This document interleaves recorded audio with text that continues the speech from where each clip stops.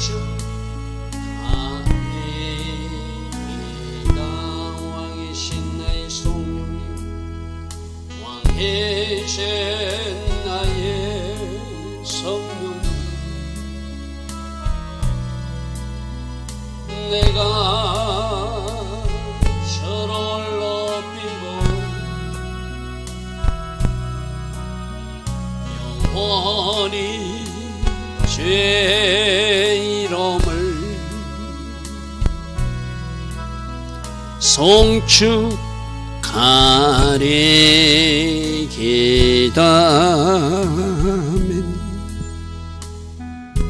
좋으신 아버지 하나님, 날마다 새벽 은혜 주시고 하루의 첫 시간 하나님을 예배하고 하나님 앞에 무릎으로 나아갈 수 있는 이 은혜, 이 복을 주시니 감사합니다. 오늘도 새벽에 이 정결된 마음이 하나님 앞에 온종일 이어지기를 원합니다. 오늘도 주를 높이는 하루, 주께 감사하는 하루, 주께서 행하실 일을 기대하며 소망하는 하루, 주님 주신 모든 말씀에 순종하는 하루, 오늘 일어나는 일체일에 찬양으로 영광 돌리는 그러한 하루가 되기를 소망합니다. 좋으신 아버지 하나님, 오직 말씀으로 인도받게 하시고 오직 성령으로 인도받아 하나님 기뻐하신 아름다운 선택과 결정을 해나갈 수 있는 그러한 하루가 될 수 있도록 성령으로 다스려 주시고 인도하옵소서. 오늘도 하나님 디자인하신 그 복된 하루로 우리 모두를 인도하여 주실 줄 믿사옵고 예수와 하마시아 그 복되고 아름다운 이름으로 기도드리옵나이다. 아멘. 오늘도 새벽에 일어나 하나님을 예배하고 또 나라와 민족의 문제를 놓고 여러분 개인 기도 제목을 놓고 기도의 자리에서는 여러분 한 사람 한 사람을 축복합니다. 자, 오늘은 잠언서 6장 20절부터 살펴볼 것인데 하나님 주신 말씀대로 지금 여기 본문에 반하면 아버지의 교훈대로 어미의 법대로 잘 따라온 지혜로운 자는 어떤 복을 누리는지, 그렇게 말해도 듣지 않고 어리석은 길로 가서 잘못된 길로 간 사람들은 어떤 일을 당하는지 그 서로 다른 결과에 대해서 오늘 말하고 있습니다. 자, 6장 20절입니다. 내 아들아, 내 아비의 명령을 지키고 내 어미의 법을 떠나지 말라. 지금 계속 하나님을 믿는 아버지가, 하나님 믿는 어머니가 하나님의 말씀의 법을, 하나님 말씀의 훈계를 너희들에게 줄 때 그것을 꼭 기억하고 살아야 된다. 그래서 21절에는 그것을 항상 네 마음에 새게 된다. 우리 지금 앞에도 계속 나왔어요. 우리가 바르게 살려고 살 수 있는 방법은 말씀을 내 마음에 계속 채우는 거예요. 그래서 그 말씀이 채워져서 내 마음이 지켜졌을 때 내 입도 바른 입이 되고 내 눈도 바른 눈도 되고 내 귀도 바른 귀가 되고 내 손과 발도 바른 역할을 할 수 있다. 우리 잠언서 4장에 그래서 무엇보다도 지킬 만한 것이 네 마음이다. 마음을 말씀으로 채워서 그 마음을 지키면 입도 지켜지고 눈도 지켜지고 귀도 지켜지고 손과 발, 우리 삶이 지켜진다는 거예요. 그죠?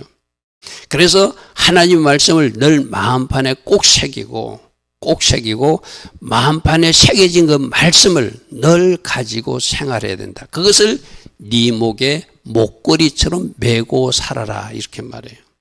여러분들이 목에 목걸이를 하면 여러분 가는 현장에 따라다니잖아요. 그 목걸이가 따라다니는 것이 아니라 뭐가 따라다닌다? 말씀이 따라다니는 거예요. 내 혼자 나다니는 것이 아니라 주신 말씀을 마음판에 새기고 목걸이로 마치 말씀을 메고 가듯이, 그래서 어떤 현장에 갔어요. 그 현장이 말씀에 반하는 현장이라, 하나님 기뻐하지 않는 현장이라, 그러면 그 말씀 때문에 내가 맨 목걸이 때문에 돌아오게 되죠. 여러분, 이게 그래서 구약 성경에 이스라엘 백성들, 구약 백성들은 이마에나 손에 테플린이라 해가지고 말씀을 이렇게 간직하고 이렇게 머리에 여러분들 유대인들 이렇게 까만 것, 머리에 붙인 것, 손에 줄로 감은 것, 그거 본 적이 있죠. 그죠? 그게 항상 나는 내 이마도 말씀이 주장하고 내 손과 발도 말씀이 주장하는 삶을 살겠다고 결단하면서 그렇게 붙이고 다니는 거 쉽게 말해서. 똑같은 이야기거든. 네 목에 메고 목걸이처럼 말씀이 네가 가는 곳곳마다 같이 가야 된다. 그래서 삶으로 실천하고 그것이 생활화되는 것. 그래서 이마에 붙였을 때는 이마는 뭐예요? 내 생각을, 내 손에 붙였을 때는 내 모든 행동을, 내 생각과 내 모든 행동을 말씀으로 통제받을 때 그 사람은 지혜로운 자의 삶을 살아갈 수 있겠죠. 근데 우리가 여러분들 어떻습니까? 교회 안에서 예배 드릴 때는 진짜 하나님 잘 믿는 사람처럼 다 보이잖아요. 그죠? 그 문제는 뭐죠? 저 교회 문을 바깥에 나갔을 때 내가 그 들었던 말씀을 가지고 그대로 삶에서 살아내는가? 교회 안에서만 듣는 말씀으로 끝나버리는가? 그것이 문제잖아요. 그죠? 그래서 교회 안에서 예배 드릴 때 그 모습이 삶으로 다 연결돼야 되거든요. 그래서 주일 예배가 나머지 6일의 삶으로 연결될 때 그 다음에 또 예배가 그 6일의 삶과 주일 예배가 같이 묶여져서 하나님 앞에 예배를 올려드리는 것이죠. 그죠? 그래서 항상 그 말씀을 네 마음판에 새기고 살아라. 그러면 이 말씀이 툭툭 튀어 올라와야 되거든요. 누군가 막 미워하는 마음이 생겨. 그럼 미워하지 말라고 그랬어. 우리 아이들하고 화요일날 성경 공부할 때 그랬어요. 우리가 왜 모든 사람들을 축복해야 되는지 말씀을 찾아보자. 말씀에 보면은 모든 사람을 축복하면 그것이 내게 복이 된다고 말하고 있다. 집에 들어가서 그 집에 평안을 빌어주라. 그런데 그 평안이 그 집에 임하지 못할 것 같으면 네가 빈 그 평안이 너에게 올 것이다. 창세기 12장 3절에도 모든 사람을 축복해라. 축복했기에 너는 축복했기에 그것을 네가 복을 받게 될 것이다. 근데 함부로 내가 저주하거나 잘못 말하면 하나님 그 사람은 복 주는 사람인데 네가 함부로 잘못 정지하거나 어떤 저주스러운 말을 했기 때문에 그 저주가 그 사람에게 가는 것이 아니라 나에게 오니까 조심해야 된다. 하려면 아이들이 물었어요. 모든 사람들을 이렇게 나를 핍박하고 나에게 힘들게 하는 사람도 우리가 기도하고 그 사람들을 축복해 줘야 되냐고. 축복해 주라는 것이 하나님. 판단은 누가 하신다? 하나님이 하신다. 하려면 그럼 그 말씀 마태복음 10장 말씀이나 마태복음 5장 말씀에 그것이 기억나는 사람들은 축복할 수밖에 없는 거예요. 그죠? 그래서 그 말씀이 누군가를 미워하는 말이 튀어나오다가도 누군가를 싫어하는 말이 튀어나오다가도 누군가에 대해서 하나님 기뻐하신 말이 튀어나오다가도 싹 할 수 있는 것이 말씀을 가진 제동장치를 가진 사람이 목에 목걸이를 걸듯이. 그래서 제가 여러분들 이야기했잖아요. 그죠? 여러분들이 십자가 목걸이를 하고 있다면 늘 주님을 모신 마음으로 살아야 돼. 그게 장식이 아니라. 그죠? 저는 그래서 가톨릭의 그 금지에다가 반지 끼는 것 굉장히 저는 좋게 본다고 그래서. 그죠? 그들이 어디에 가든지 그 반지, 나는 크리스찬이야. 나는 하나님 믿는 사람이야. 그 표를 가지고 다니는 거거든요. 만일 그 반지를 끼고 하나님 기뻐하신 장소에 가면 아마 찔림이 있을 거예요. 그죠? 똑같은 이야기들.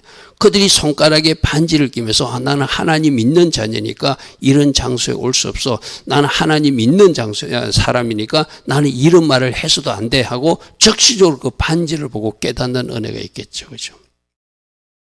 여러분, 저게 바로 내 목에 메고 다니라 이런 말입니다. 우리가 말씀이 교회 안에서만 말씀이 아니라 삶으로 전반적으로 연결될 때 그 사람이 제대로 살아내는 사람이라고 할 수 있겠죠. 자, 22절입니다. 22절 전에. 그래서 제가 앞에 우리 쭉 지금 잠언서를 쭉 하기 전에 잠언서 1장 8절로 내 아비 훈계를 들어야 된다. 내 어머니 법을 떠나지 말아야 된다. 3장 1절에도 나의 법을 잊어버리지 말고 네 마음으로 나의 명령을 지키고 살아야 된다. 4장 1절에도 아비 훈계를 들어야 된다. 명철없게 주의해야 된다. 4장 20절에도 5장 1절에도 계속 반복되는 말씀이 계속 이어져요. 그죠? 7장에도 똑같이 이어집니다.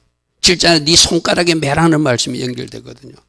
그러니까 지금 솔로몬은 계속해서 내가 주는 말씀, 이게 내 말씀이 아니라 내가 선조로부터 받은 선한 돌이니까 내가 아버지로부터도 배운 거니까 너에게 그대로 전달하니까 나의 아들아 너희들도 이 말씀대로 살아야 된다. 이 말씀대로 살아야 된다.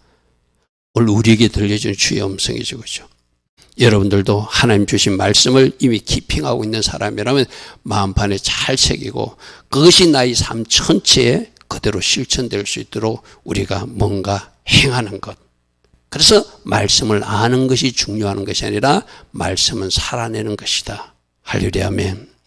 자, 22절에 그것이 네가 말씀을 마음판에 생기고 늘 삶에서 실천하고 살아내면은 네가 다닐 때 그 말씀이 너를 끌고 가고 인도한다는 거예요. 할렐루야 아멘. 말씀이 너를 인도하게 될 것이다. 말씀이 너를 보호하게 될 것이다. 말씀이 네가 껴있을 때 너와 더불어 말한다는 것은 어떤 특별한 판단력이나 분별력이 필요할 때 말씀에서는 이렇게 하라고 그래서 하고 즉시적으로 말씀이 상담가가 되듯이 조언가가 되듯이 말씀이 딱 올라서 나를 바르게 이렇게 조정해 준다는 거예요. 자, 22절이 말씀을 가진 사람, 말씀을 순종하는 사람, 말씀대로 살아가는 사람들이 받는 복이거든요. 말씀이 그 삶을 인도한대요. 말씀이 그를 보호한대요. 말씀이 그가 필요할 때 필요한 지혜와 분별력과 판단력으로 함께 해준다는 거예요. 그러니까 우리가 뭔가 좀 이거 어떻게 해야 되지? 그럼 어떻게 하라고 그랬죠? 예수님이라면 어떻게 하셨을까? 이 사람을 생각해 보라겠죠. 여러분, 예수님이라면 일을 어떻게 하셨을까? 그리고 내가 읽었던 말씀 중에 이와 관계된 말씀은 없는가? 성령님, 제가 읽었던 말씀을 생각나게 해주세요. 성령님, 여기에 딱 맞는 말씀이 제가 떠오르게 해주세요. 그러면 하나님께서 여러분들에게 그 말씀을 기억나게 해줄 수 있는 분도 하나님이거든요. 그래서 그 말씀이 우리 삶을 인도하고 그 말씀이 우리를 보호하고 그 말씀이 우리 삶에 필요한 지혜와 특별한 분별력과 판단력을 준다면은 얼마나 그 말씀이 유익하다는 거예요. 그죠? 말씀이 마음에 딱 깊이된 사람은 말씀으로 인도받고 보호받고 필요한 지혜와 필요한 판단력과 분별력을 가질 수 있으니까 항상 말씀을 마음에 새기고 살라. 할렐루야 아멘. 그것이 네가 다닐 때 너를 인도할 것이며 네가 잘 때에도 그 말씀이 너를 보호할 것이고 네가 껴있을 때는 너와 더불어 말하리니 현대인 분이 이렇게 했습니다. 낮에는 너에게 그 말씀이 조언을 해줄 것이다. 올바른 판단력과 분별력을 너에게 줄 것이다. 할렐루야 아멘. 그래서 여러분 말씀을 많이 내 마음에 채우시기 바랍니다. 바른 판단력과 분별력으로 살아가게 된다. 할렐루야 아멘.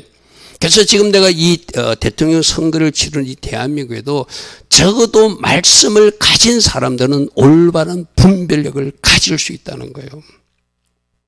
말씀이 정답이 돼야 되니까 진영도 아니고 정치색도 아니고 고향도 아니고 내가 가진 지식도 아니고 하나님의 말씀이 정답이 되는 삶. 그게 바로 하나님의 자녀다운 예수님 제자다운 바른 모습이잖아요. 그죠? 오늘 이 새벽에 우리는 한번 점검해요. 나는 말씀 정답으로 모든 것을 결정하고 있는가? 내가 가진 진영을 우선하고 있는가? 내가 가진 지식을 우선하고 있는가? 내가 가진 어떤 결정을 먼저 앞세우는 자는 아닌가? 그 사람은 하나님의 자녀라고 할 수 없죠. 다른 부를 사용하는 사람이죠. 다른 기준을 사용하는 사람이죠. 오직 말씀이 정답이 되는 삶. 그게 우리가 살아내야 될 삶이에요. 자, 23절입니다. 그래서 여러분 이 말씀 23절은 우리 시편 119편에서 이미 살펴보았던 말씀이에요. 그죠? 주의 말씀이 내 가는 길에 텅불이 되고 내 가는 길에 빛이 되어 주신다. 캄캄한 어둠에 내가 어떻게 갈 것인가? 이 세상이 영적으로 캄캄한 세상이거든요. 오직 말씀 등불을 따라서 가야 된다. 말씀이 비추어주는 방향으로 가야 된다. 우리 시편 119편 할 때 들었던 말씀 동일하게 시편 오늘 잠언서 오늘 말씀에서도 대저 명령 말씀이 등불이고 법 말씀이 바로 빛이다. 할렐루야 하면 그 말씀대로 따라가라는 거예요. 여러분 깜깜할 때 어떻게 가야 돼요? 그 등불 따라가야 되잖아요. 가로등 따라가야 되잖아요. 그 빛 따라가야 되잖아요. 우리들이 이 빛은 예수 그리스도시잖아요. 그죠? 내가 세상의 빛이다라고 그러죠. 우리 주님이 빛 비추어 주는 대로 성령님이 조명해 주신 대로 그대로 따라가는 사람, 그 사람이 인도받는 사람이고 보호받는 사람이고 때에 맞는 말씀으로 공급받는 사람이라 할 수 있겠죠. 특별히 훈계의 책망이 바로 나를 살리는 생명의 말씀이래요. 많은 사람들이 훈계하거나 책망하면 듣기 싫어하잖아요. 그죠? 왜 그렇지요? 겸손하지 못해서 그래요. 내가 겸손하면은 어떤 말도 아멘으로 받게 되잖아요. 그죠? 훈계의 책망이 나를 살리는 생명의 말씀이래요. 오늘 23절 말씀 시편 119번에서 확인했던 말씀입니다. 다시 한번 더 붙드시기 바랍니다. 말씀이 등불이 되게 하고 말씀이 빛이 되게 하고 나를 훈계하고 책망하는 그 말씀이 바로 나를 살리는 말씀이다. 할렐루야 아멘. 할렐루야 아멘. 그래서 말씀을 가지고 지혜롭게 사는 사람은 이렇게 보호받고 이렇게 살아나고 이렇게 인도받는 그런 복된 길을 걸어갈 수 있다는 것이죠. 자, 24절. 이것이 너를 지켜서. 그래서 말씀을 다 기뻐하고 있으면 음녀가 이상한 여자가 유혹할 때도 넘어가지 않는다는 거예요. 쉽게 말해서. 여러분 저기서 악한 여인 또는 이방인이 여인의 혀, 저거는 두 가지로 해석하자고 그랬어요. 쉽게 말해서 성적으로 타락의 길로 끌고 가는 여자일 수도 있고 음녀는 비진리로 이단 사상으로 우리를 끌고 가려고 하는, 내가 말씀의 기준이 있으면 아무리 이단이 와서 나한테 뭐라고 해도 끌려가지 않습니다. 왜? 정답이 내 안에 있으니까. 내 안에 정답이 없으니까 끌려가는 거예요. 그리고 말씀의 주가 딱 있는 사람은 서로 어떤 잘못된 현장에 내가 가까이 가다가도 돌아올 수 있는 힘이 있는 사람이잖아요. 그죠?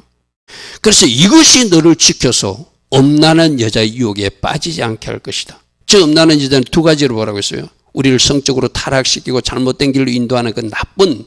그럼 이거 꼭 여자만 그런 거 아니죠. 남자는 여자일 것이고 여자는 남자가 그 음란한 음녀의 역할을 하겠죠. 또 하나는 우리 하나님의 자녀들, 말씀의 정답을 가지고 사는 사람들을 미혹하기 위해서 이단 사설 패거나 비진리를 가지고 접근해서 우리 이상한 대로 끌고 가려고 하는 적그리스도 영을 받은 자들이 있다고 그랬어요. 그죠? 거기서도 내가 말씀을 가지고 있으면 보호받고 지켜지고 내가 거기에 끌려가지 않는다는 거예요. 근데 내가 말씀이 추가 없으니까 가자는 대로 끌려가서 결국 사망의 길로, 결국 하나님 앞에 심판받고 징계받는 길로 끌려가는 것이 말씀이 없는 사람들이 당하는 결과라는 거예요.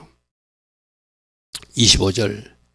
그러므로 네 마음에 그의 아름다움을 탐하지 마라. 이 이제 음녀가 미혹할 때, 어떤 이방 여인이 미혹할 때 네가 그것을 자꾸 눈으로 보고 보암직하고 먹음직하고 자꾸 쳐다보면 내가 어떤 되면 그쪽으로 가게 되는 거예요. 그죠? 그러면 네 마음에 그것을 탐하지 말래. 그 눈꺼풀에 그의 눈치에 네가 홀리지 말래. 그럼 여러분 어떻게 하는 것이죠?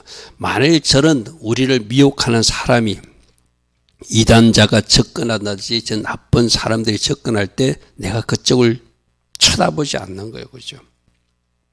내가 그 자리에서 돌아서는 거예요. 그죠? 그것이 말씀을 가진 사람. 그러므로 너는 아비가 가르치는 대로, 어미가 가르치는 대로 그들이 그것을 잘못된 것을 탐하지도 말고 그들이 눈빛에 네가 홀리면 안 된다, 쏘으면 안 된다. 그들은 어디로 끌고 가는 것이다? 사망의 길, 죄의 길로 끌고 가니까. 자, 26절. 음료로 말미암아 사람이 떡 한 조각 떡만 남게 될 것이고 음란한 여인은 귀한 생명을. 자, 저기서 보십시오. 저 음료, 비진리를 가졌던 음란한 여인이든 결국은 끝에 생명을 사냥하는 사냥꾼이라는 거예요. 지옥으로 끌고 가는. 그 뒤에 누가 있다는 것이죠? 사단이 있다는 것이죠. 악의 세력이 있다는 것이죠. 그 악의 세력에게 쏘아서 음력이 쏘는 것이고 악의 세력이 쏘아서 이단이나 비진리에 오염돼서 그쪽에 끌려가는 거거든요. 결국엔 그렇게 잘못된 선택을 하면 경제적으로도 망하게 되고 떡 한 조각만 난다는 것은 뭔가 재산적 큰 피해를 본다는 거잖아요.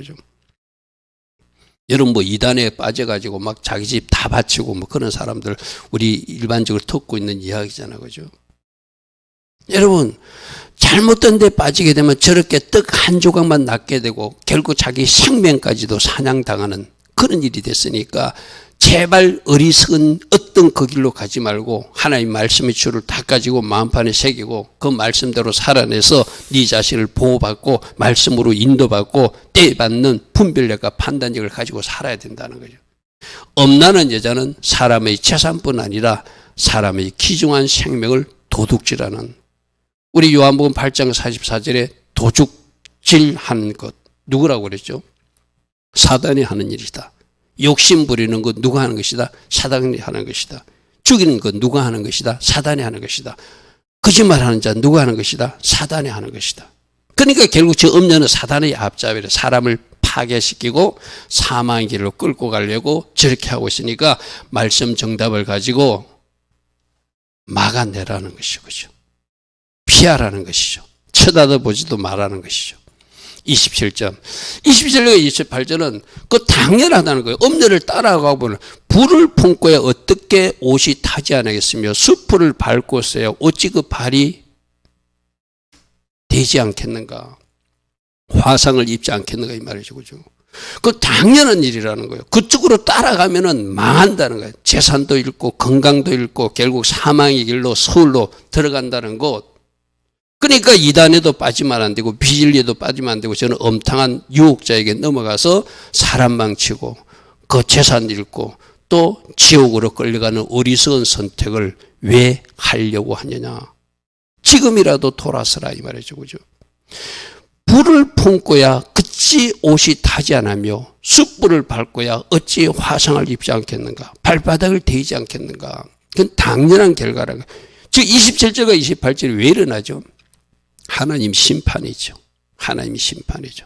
그래도 가다가라도 말씀이 있는 사람은 돌이키고 쳐다보다가도 말씀이 있는 사람은 그 자리에서 터나는 능력이라도 있는데 말씀이 없는 사람은 끌고 가는 대로 질질 끌려가서 결국 저런 징계와 심판을 당하게 되겠죠. 자, 29절. 남의 아내와 통간하는 자도 똑같다. 그러니까 저 뭐죠? 저 아내도 남편이 있는 사람이고 이쪽도 아내 있는 사람이 잘못한 일을 한다는 거죠. 그렇게 남자도 여자도 다 조심해야 될 것이 말씀을 가지고 살지 못하면 저렇게 자기가 탐하는 대로 자기가 좋아하는 대로 가서 사망의 길로 간다는 거예요. 그를 만지는 마다 벌을 면하지 못할 것이다. 누가 심판하기 때문에? 하나님이 심판하시기 때문이다. 30절. 도둑이 만일 줄일 때 배를 채우려고 도둑질하면 사람이 그를 멸시하지는 아니하리. 이 말씀 이 말이에요. 도둑질 잘했다는 것이 아니라 배가 고파서 뭔가 훔쳤다면 정상 참작이라도 해준다는 거예요. 근데 성적으로 타락하거나 이 잘못된 것은 차원이 다른 문제라는 거예요. 배고픈 문제가 아니라는 거예요. 자기 쾌락을 위해서 그런 일을 했으니까 이거는 하나님이 심판할 수 아니할 수 없대. 도둑질 했어도 들키면 7배를 갚아야 되는데 심지어 자기 집에 있는 것을 다 내어주게 되는데 어찌 음행의 죄를 범한 사람이, 자 아까 그 아내가 자기 남편이 알았어요. 이쪽도 그 아내가 알았어요. 그 상대방이 가만히 있겠어요? 결국 그 가정이 무너지게 되겠죠. 그죠? 그리고 세상적으로도 수치를 당하겠죠. 그것을 지금 이어서 도둑은 배가 고파서 줄여서 도둑질을 했다면 정상 참작이라도 되지만 이런 성적 타락이나 자기 쾌락을 위해서 죄짓는 것은 어느 누구도 좋게 봐줄 수가 없다는 거예요. 그 행편을 정상 참작을 봐줄 여지가 없다는 거예요. 그걸 지금 이야기하는 거예요. 32절에 여인과 간음하는 자는 무시한 자라. 이것을 행하는 자는 자기 영혼을 망하게 하는 거예요. 결국은 뒤에 사단이 처음에는 자기 쾌락을 쫓아가지만 그 죄에 빠져가지고 자기가 거기서 탈출하지 못함으로 결국 지옥에 떨어지는 일이라는 것이죠. 그죠? 상한과 능욕을 받게 될 것이고 부끄러움을 씻을 수 없게 되나니. 핸드문이 일어났습니다. 얻어맞아 상처를 입고 모욕을 당한다. 그 상대방 남편이 알고 이 말이죠. 쉽게 말해서. 저 표현이 바로 그거예요. 구약에는 통의의 보복법이라 해서 잘못하면 뺨을 때리면 뺨을 때리고 죽이면 죽이는 그런 것들이 있었잖아요. 그죠?